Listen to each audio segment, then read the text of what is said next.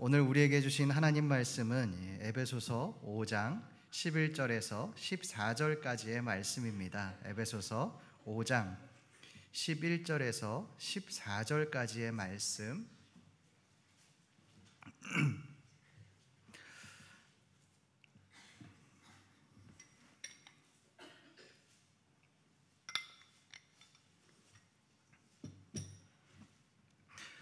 저와 여러분들이 한 절씩 교독하시겠습니다. 너희는 열매 없는 어둠의 일에 참여하지 말고 도리어 책망하라. 그러나 책망을 받는 모든 것은 빛으로 말미암아 드러나나니 드러나는 것마다 빛이니라. 그러므로 이르시기를 잠자는 자여 깨어서 죽은 자들 가운데서 일어나라. 그리스도께서 너에게 비추이시리라 하셨느니라. 아멘. 지난 말씀에서 이 바울은 에베소 교인들을 향하여 빛의 자녀들처럼 행하라 그렇게 말씀했습니다. 여러분, 빛의 자녀로 사는 삶은 어떤 삶이었습니까? 정체성을 지키는 삶입니다. 죄악 가운데 있는 어둠의 정체성을 가진 우리들을 하나님께서 빛으로 정체성을 바꾸어 주셨으니 이제는 더 이상 너희가 어둠의 삶을 살지 말라는 것입니다. 그것을 넘어 빛의 열매를 맺는 삶을 살라고 바울은 지난 말씀에서 말씀했습니다. 여러분이 오늘 말씀을 한번 자세히 보십시오. 계속해서 빛의 자녀들이 어떠한 삶을 살아야 하는지에 대해서 말씀하고 있습니다. 그런데 여러분, 말씀을 한번 자세히 보십시오. 말씀 속에 책망이라는 말이 나옵니다. 11절에 한 번, 또 13절에 한 번, 총 2번 바울은 책망에 대해서 언급하고 있습니다. 여러분, 도대체 책망이 그리스도인의 정체성, 빛과 어두움과 무슨 연관이 있을까요? 바울은 왜 이 책망이라는 말을 사용하고 있을까요? 이것을 알기 위해서 오늘 말씀을 한번 자세히 살펴보겠습니다. 먼저 바울이 말하는 책망이 어떤 의미인지를 우리가 살펴보겠습니다. 우리 오늘 말씀 11절 말씀을 함께 읽어보겠습니다. 시작. 너희는 열매 없는 어둠의 일에 참여하지 말고 도리어 책망하라. 바울은 이 에베소 교인들을 향하여 무엇을 책망하고 있습니까? 열매 없는 어두운 일에 참여하지 말라는 것입니다. 여러분, 어둠의 일에 참여하지 말라는 말은 우리가 이해할 수 있겠습니다. 왜요? 바울은 에베소 교인들을 향하여 너희는 빛이니 빛의 자녀들처럼 행하라 라고 이미 말했기 때문에 그렇습니다. 에베소 교인들이 그리스도인이 되고 또 빛의 삶을 살아야 하지만 그들이 아직도 음행을 버리지 못하고 우상을 숭배하는 삶을 살았기 때문에 그렇습니다. 아직도 예수 믿기 전 과거의 삶을 청산하지 못하고 세상과 신앙 사이에서 양다리 걸치는 일들이 있었기 때문에 그렇습니다. 그런데 바울은 여기에 한 가지를 더 요구합니다. 그것은 바로 책망이라는 말입니다. 참여하지 않는 것으로 그치지 말고 책망하라는 것입니다. 에베소 교인들이 정확히 어떠한 어두운 일들을 했는지는 알 수 없습니다. 그러나 12절 말씀에서 은밀히 행하는 것들은 말하기도 부끄러운 것이다 라고 그렇게 말하는 것으로 보아 아마도 그것은 음행과 음란과 관련된 것들이었을 겁니다. 예수를 믿고 그리스도인이 되었지만 아직도 음란을 버리지 못하고 아직도 음행을 하고 아직도 바람을 피우는 그리스도인답지 못한 삶을 살았던 것입니다. 아직도 그 어두움에 빠져있는, 어두움에 참여하는 그들을 향하여 책망하라는 것입니다. 여러분, 이 책망하라라고 하는 뜻을 한번 보십시오. 이 책망하다라는 헬라어 엘렌코는 책망하다라는 뜻도 있지만 더불어 폭로하다, 드러내다라는 뜻을 가지고 있습니다. 공동번역에서도 이 부분을 이렇게 말씀합니다. 우리 공동번역 5장 12절 말씀을 함께 읽어보겠습니다. 시작. 그래서 열매를 맺지 못하는 어두움의 행위에 끼어들지 말고 오히려 그런 일을 폭로하십시오. 헬라어 원어에서도 또 공동번역에서도 책망하라는 말을 폭로하라라고 말을 하고 있습니다. 여러분, 폭로가 무슨 뜻입니까? 숨겨진 것을 공개하는 것입니다. 숨겨진 것을 드러내는 것입니다. 그런데 여러분, 바울이 누구의 죄악을 폭로해라 라고 말을 합니까? 세상의 죄악이 아닙니다. 믿지 않는 이방인들의 죄악을 폭로하라고 말하지 않습니다. 너희는 이라고 말을 합니다. 여기에서 너희는 그리스도를 믿는 에베소 교인들입니다. 매주 예배를 드리고 매주 신앙생활을 하고 매일매일 그리스도인의 삶을 살아가는 에베소 교인들을 향하여 책망하라고 그렇게 말을 합니다. 그 에베소 교인들의 죄악을 폭로하라는 것입니다. 여러분, 잘 이해가 되지 않습니다. 우리가 생각하기에 폭로하면 안 됩니다. 덕이 되지 않습니다. 폭로하면 죄악이 드러나게 됩니다. 실제로 그렇지 않습니까? 오늘날 기독교에 대한 평판이 바닥을 치는 이유가 무엇입니까? 교회 지도자들의 죄악이 낱낱이 까발려졌기 때문이 아닙니까? 특히 목사들의 죄악이 처참하게 드러났기 때문 아닙니까? 그러기에 아직도 교회 안에는 지도자들에 대한 그 죄악들을 쉬쉬하는 그런 문화가 많이 남아 있습니다. 우리 목사님이 아무리 잘못을 하고 넘어졌어도 그래도 주의 종 아니냐? 덮어주고 품어줘야 한다. 그것을 까발리면 믿지 않는 사람들이 실족하고 또 성도들도 넘어지고 교회가 분열된다. 그렇게 말을 합니다. 그런데 여러분, 바울은 왜 교회가 무너질 것 같은 이 폭로를 하라고 그렇게 말을 하는 것일까요? 이 말씀을 도대체 우리가 어떻게 이해해야 하겠습니까? 여러분, 이것은 말로 지적하고 말로 책망하고 말로 폭로하라는 말이 아닙니다. 경건한 행실로 폭로하라는 것입니다.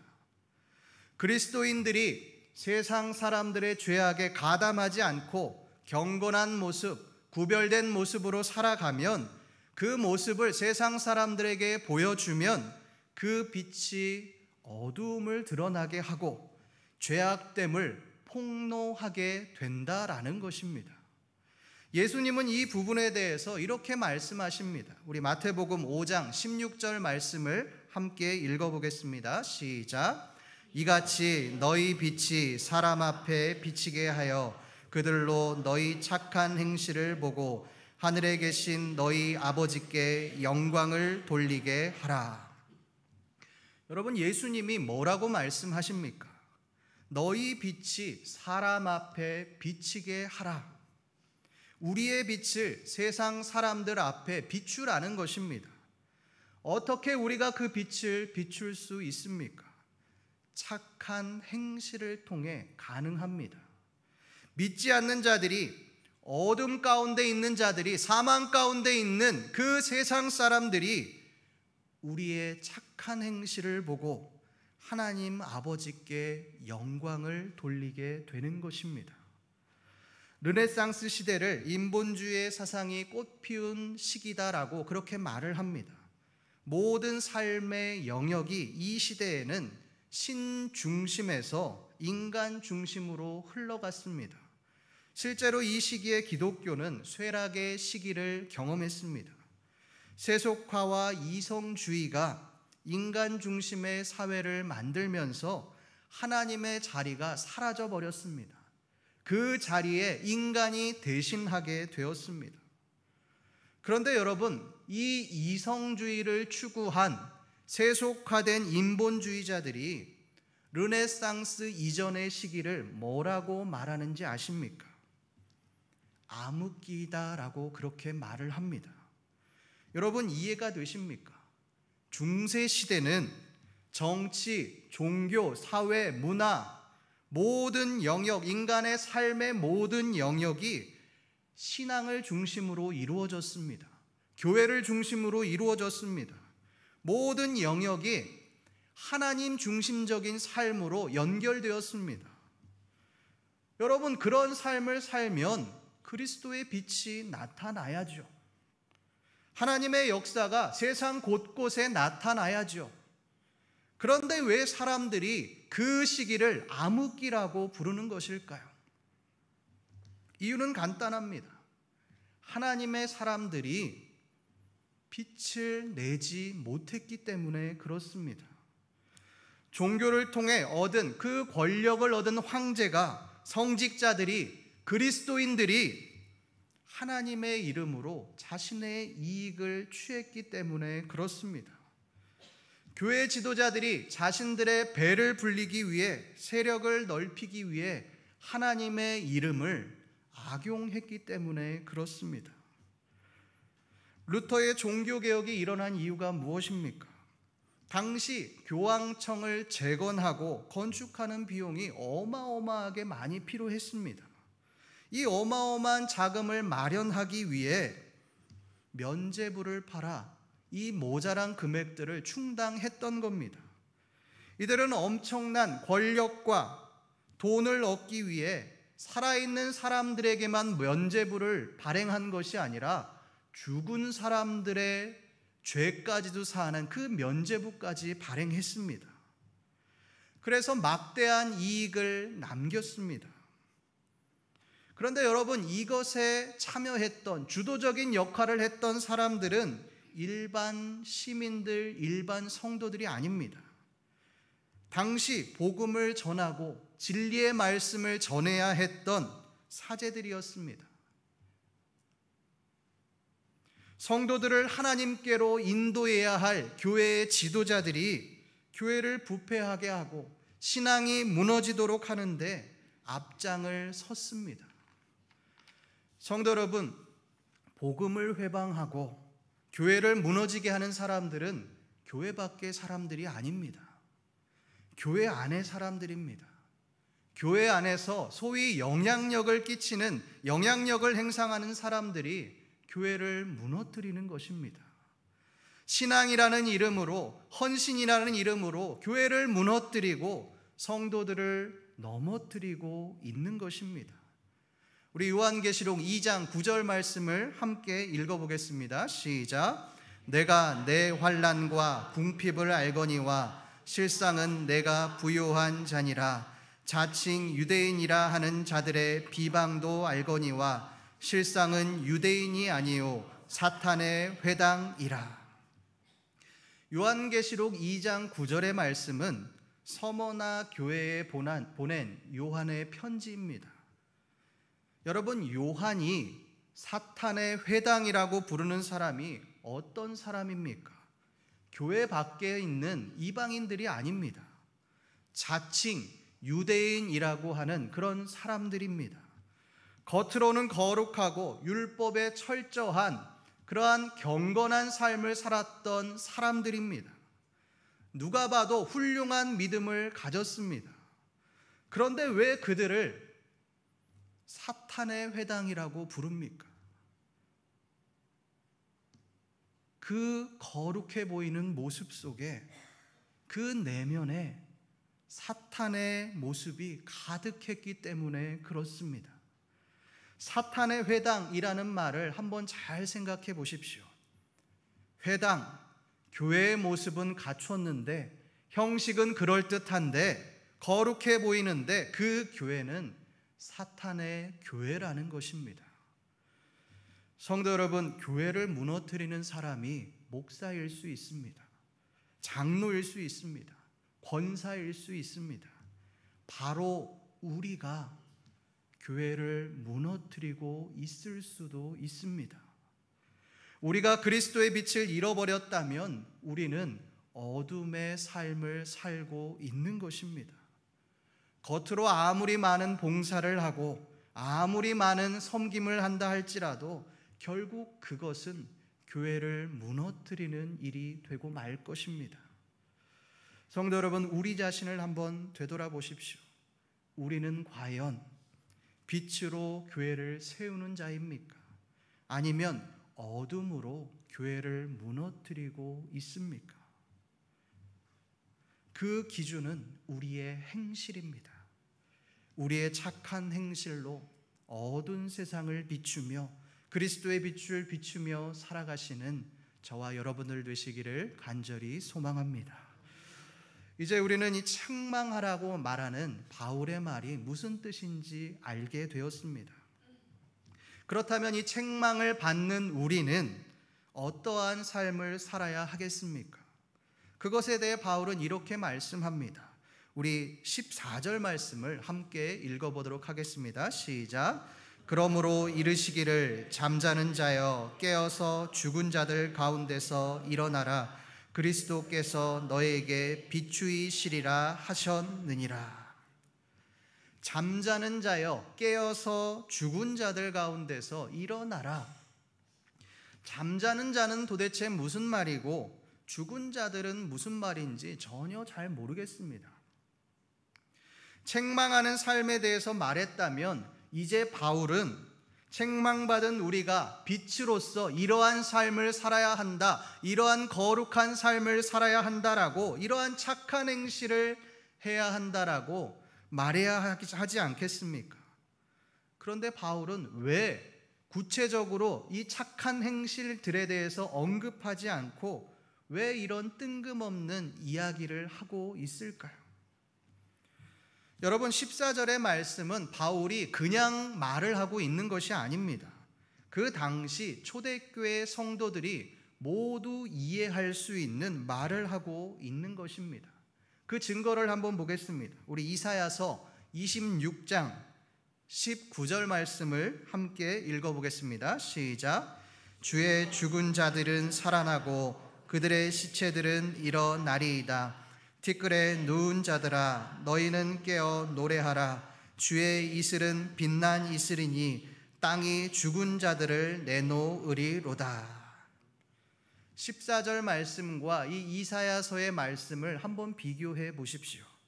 죽은 자들이 살아난다, 시체가 일어난다, 이런 말들이 동일하게 나오고 있습니다.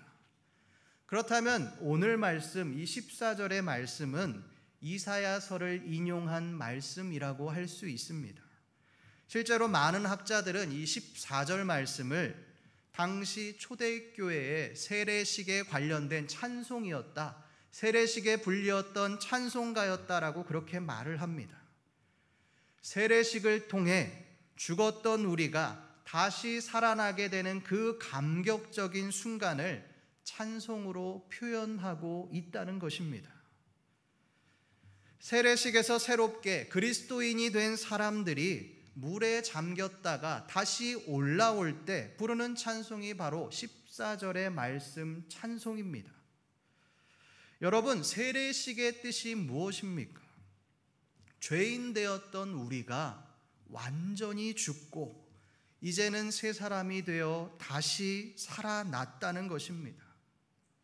여러분, 당시에 세례식을 하며 찬송을 불렀던 그 성도들의 심정을 한번 그려보십시오. 한번 생각해 보십시오. 감격할 수밖에 없습니다. 나 같은 죄인 살리신 그 은혜 놀랍다, 찬송이 나올 수밖에 없습니다. 보잘것없는 나를 살리신, 나를 살려주신 하나님의 은혜가 너무나도 감사할 수밖에 없는 겁니다. 이것이 바로 14절 말씀의 의미입니다. 그런데 왜 바울은 초대교회에서 사용했던 이 세례식, 세례 찬송을 인용하고 있는 것일까요? 간단합니다. 과거에 너희가 받았던 그 은혜를 기억하라는 것입니다. 너희가 처음 세례 받았을 때를 한번 생각해 보라는 것입니다. 너희는 음행과 음란이라는 죄악, 또 우상숭배라는 죄악 속에 너희는 멸망당한 존재였다. 완전히 죽었던 그런 죄인이었다. 그런데 죽었던 너희를 살리신 분이 바로 하나님이다. 너희의 그 처음을 기억하라는 것입니다. 여러분, 음행의 도시, 우상의 도시, 환락의 도시인 에베소에서 그리스도인이 된다라고 하는 것은 어떤 의미였을까요? 그들은 예수를 믿고 자기 자신의 죄를 발견했습니다. 내가 이렇게까지 악한 존재였구나. 내가 예수 믿고 보니 나는 구원받을 수 없는 더러운 사람이구나. 감히 하나님 앞에 나갈 수 없는 그런 더러운 존재구나. 내가 예수를 십자가에 못 박았구나. 그런 나를 구원하신 분이 바로 예수 그리스도이시구나. 그런 감격에 젖었습니다. 그런데 시간이 지나면서 그 은혜와 감격을 완전히 잊어버렸습니다. 이제 그 감격은 사라지고 아데미 신전에서 흘러나오는 수많은 고기들이 눈에 들어오기 시작합니다. 신전의 여사제들의 그 나체의 몸매가 눈앞에서 아른아른 거리게 되었습니다. 다른 사람들도 다 신전의 고기를 먹으니, 모든 사람들도 먹으니 조금은 먹어도 되겠지. 다른 사람들도 다 여자들이랑 하룻밤을 보내니 나도 하루 정도는 괜찮겠지. 이런 안일한 마음이 들게 된 것입니다. 그러면서 하나님과 점점 멀어지고 내가 받았던 은혜가 사라지게 되었습니다. 하나님이 빛으로 부르셨지만 빛이 아니라 어둠의 삶을 살게 되었습니다. 여러분, 겉으로는 아무런 문제가 없습니다. 여전히 교회에는 잘 다니고 있습니다. 시간이 가면서 직분도 생겼습니다. 교회 안에서 헌신도 많이 하고 있습니다. 사람들로부터, 성도들로부터 인정도 많이 받습니다. 그런데 문제는 예수 그리스도를 처음 믿었을 때 그 감격을 완전히 상실했다라고 하는 것입니다. 신앙의 연수가 많아졌고 교회 안의 소속감도 강해졌고 또 많은 봉사도 감당하고 있지만 그 안에 감격함이 없습니다. 기쁨이 사라졌습니다. 바울은 그런 에베소 교인들을 향하여 너희가 처음 예수 그리스도를 믿었을 그때를 기억하라. 그 감격을 회복하라고 말씀하고 있는 것입니다. 분당 우리 교회 목사님이 이찬수 목사님이 교만이 가져다준 부작용이라는 제목의 설교에서 이렇게 말씀했습니다. 21년 전 교회를 개척할 때 아무것도 없었는데 신기하게 1년이 지나며 사람이 많아졌습니다. 언론에서 인터뷰도 오고 교회가 알려지기 시작했습니다. 그때 저를 아끼시는 분 여럿이 제게 교만해지면 안 된다고 그렇게 권면했습니다.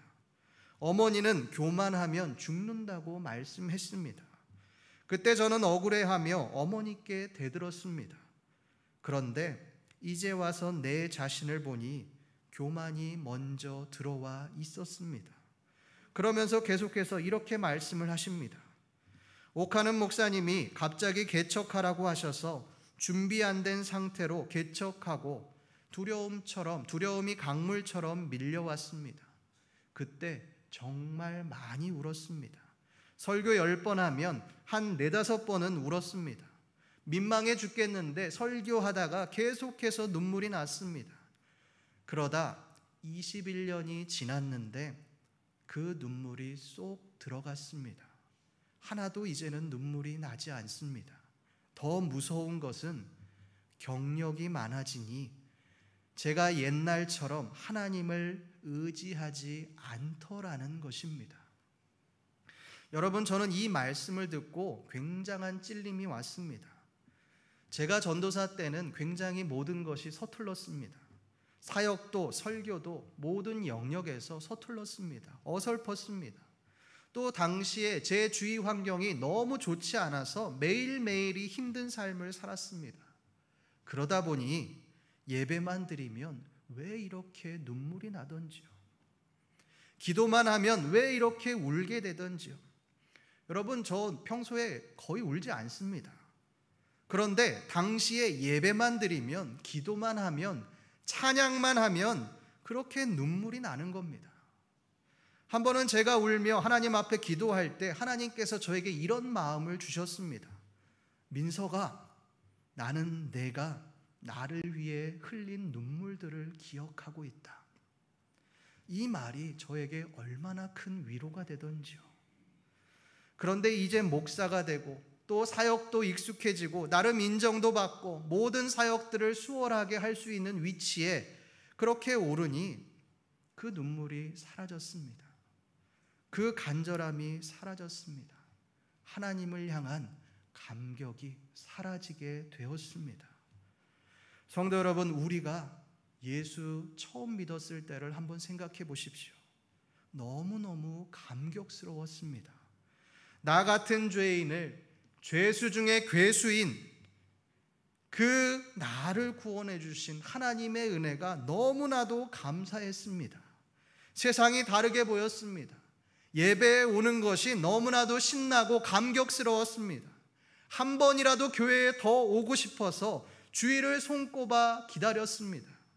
그러나 시간이 지나고 익숙해지면서 우리는 그 감격을 잃어버렸습니다. 예배에 와 있지만, 예배에 참여하지만 기대함이 없습니다. 감격함이 없습니다. 하나님을 향한 소망 또한 없어졌습니다. 그저 의무감만 남게 되었습니다. 많은 헌신과 봉사들을 교회 안에서 행하지만 그 안에 기쁨이 사라졌습니다. 그런 우리를 향하여 바울은 뭐라고 말씀합니까? 우리 14절 말씀을 함께 읽어보겠습니다. 시작. 그러므로 이르시기를 잠자는 자여 깨어서 죽은 자들 가운데서 일어나라. 그리스도께서 너에게 비추이시리라 하셨느니라. 잠자는 자여 깨어서 죽은 자들 가운데서 일어나라. 잠자는 집사여, 잠자는 권사여, 잠자는 장로여, 잠자는 목사여, 깨어 일어나라는 것입니다. 과거에 뜨거웠던 그 감격을 회복하라는 것입니다. 예수 그리스도 그 이름만 들으면 마음이 뜨거워졌던 그 신앙의 열정을 회복하라는 것입니다. 이제 더 이상 세상 사람들과 같이 세상의 풍조를 쫓으며 죄악과 신앙 사이에서 끼욱끼욱 거리지 말고 죽은 자들 가운데서 일어나라는 것입니다. 성도 여러분, 우리의 삶의 자리는 열매 없는 어둠의 자리가 아닙니다. 생명 대신 예수 그리스도의 빛의 자리입니다. 어둠의 자리는 화려합니다. 돋보입니다. 사람들로부터 인정받는 것처럼 보입니다. 그러나 그 자리는 죽은 자리입니다. 반면 빛의 자리는 화려하지 않습니다. 오늘 말씀에 근거하면 그 자리는 책망받는 자리입니다. 그러나 여러분, 그 자리는 생명을 살리는 자리입니다. 예수 그리스도의 빛을 전하는 귀한 자리가 되어집니다. 성도 여러분, 우리는 어느 자리에 속해 있습니까?